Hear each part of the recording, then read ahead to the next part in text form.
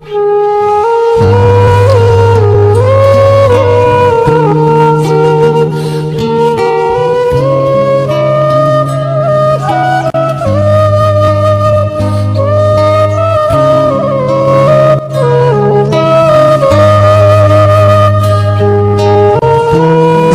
kembali ke penjara Zawiyah dan mengatakan kepada Kidamun bahwa dia memenjarakan budak Ibraninya adalah untuk dirantai, dibuat kelaparan, dan dihukum agar dia jera. Tapi mereka malah membiarkannya begitu saja. Kidamun langsung menyangkal perkataan Zulaikha itu, karena jika orang dirantai itu agar ia tak bisa lari, sedangkan Yuzarsif tidak akan melarikan diri. Orang yang dibuat lapar jika orang itu suka makan, sedangkan Yuzarsif tidak seperti itu. Tahanan yang dicambuk jika dia melanggar aturan, sedangkan Yuzarsif tidak pernah melanggar aturan apapun. Perkataan Kidamun itu langsung membuat Zulaikha sadar bahwa ia memang telah mengambil hati para penjaga, bahkan para tahanan yang lain. Kidamun pun mengungkapkan bahwa memang semua orang di dalam penjara ini sekarang sangat menghormati Yuzarsif, dan dia juga memaklumi jika Zulaikha terpikat kepadanya.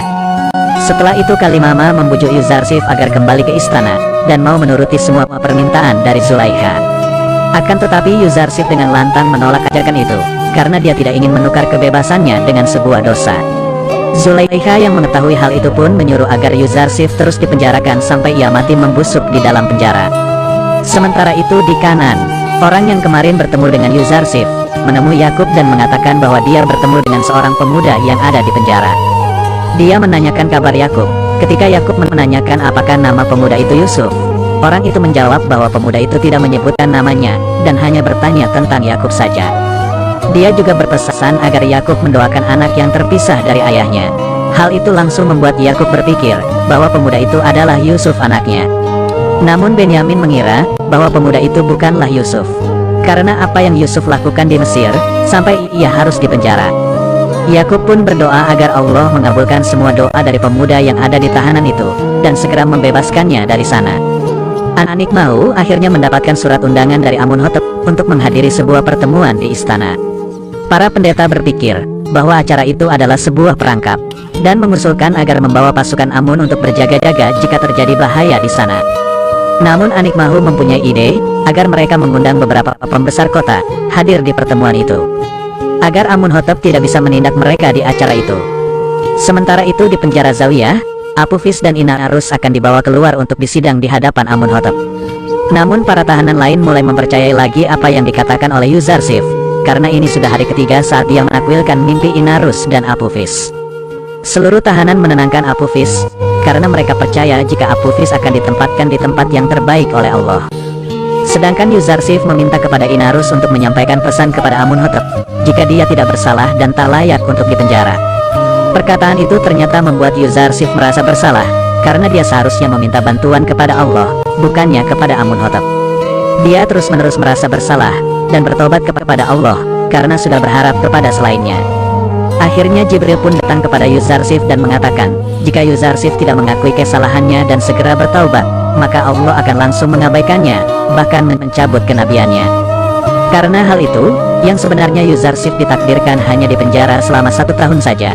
Dia akan dipenjara 7 tahun lagi untuk menebus kesalahannya, dan membimbing para tahanan yang nantinya Yuzarsif akan membutuhkan banyak teman.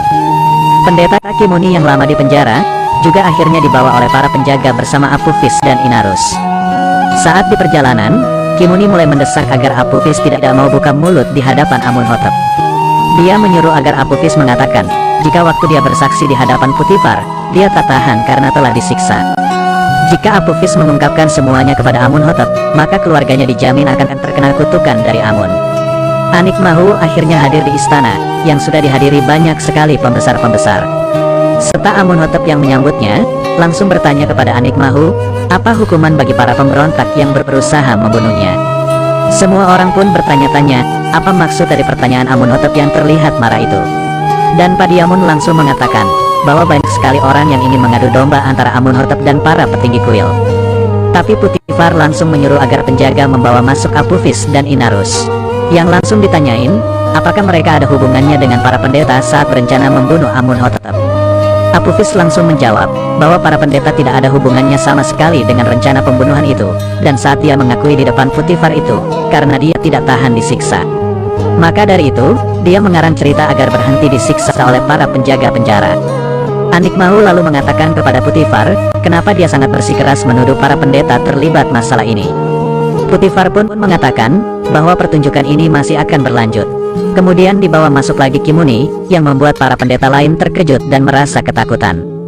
Namun saat Kimuni ditanya, kenapa ia mencari Apophis sampai di penjara, Kimuni menjawab bahwa dia merasa kasihan kepada keluarga yang selalu menangis kehilangan Apophis. Karena jawaban itu, Putifar tidak bisa lagi membongkar rahasia yang sesungguhnya. Karena Apophis dan Kimuni tidak mengakui yang sebenarnya terjadi. Karena kejadian itu, Amunhotep sangat marah dan mengusir para pendeta karena dia merasa kalah di hadapan semua orang. Amunhotep muda lalu mengatakan kepada Apophis, jika Apophis mengakui semuanya, maka para pendetalah yang akan dihukum dan Apophis akan terbebas dari hukuman. Tapi semua yang Apophis lakukan itu agar keluarganya bisa tetap aman. Seperti yang sudah dikatakan oleh Yuzarsif di penjara, Apophis akan dihukum gantung dan Inarus kembali menjadi penyuguh minuman bagi Amunhotep. Amunhotep juga memarahi Putifar karena kelalaiannya, maka para pendeta terbebas dari hukuman dan tidak terbukti bersalah di hadapan khalayak ramai.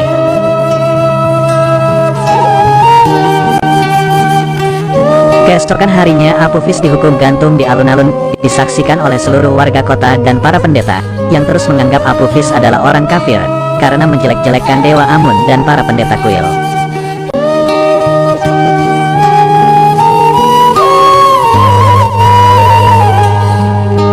Sementara itu di penjara, penjaga mengatakan kepada semua tahanan bahwa takwil mimpi Yuzarsif telah terjadi. Tapi Nineferkip tetap menganggap bahwa Yuzarsif adalah seorang penyihir dan menyuruh untuk meramal lagi apa yang akan terjadi. Yuzarsif menjelaskan bahwa itu bukanlah sihir, melainkan tanda-tanda Allah yang menjadi petunjuk baginya. Dia juga mengatakan bahwa sebentar lagi Nineferkip akan bebas dari penjara. Hal itu membuat dia merasa sangat senang, karena seharusnya ia dipenjara seumur hidup. Tapi para tahanan lain berharap jika perkataan Yuzarsif sekali ini adalah salah. Sementara itu jasad Apophis yang masih tergantung mulai dikerumuni oleh burung gagak, seperti apa yang dikatakan oleh Yuzarsif.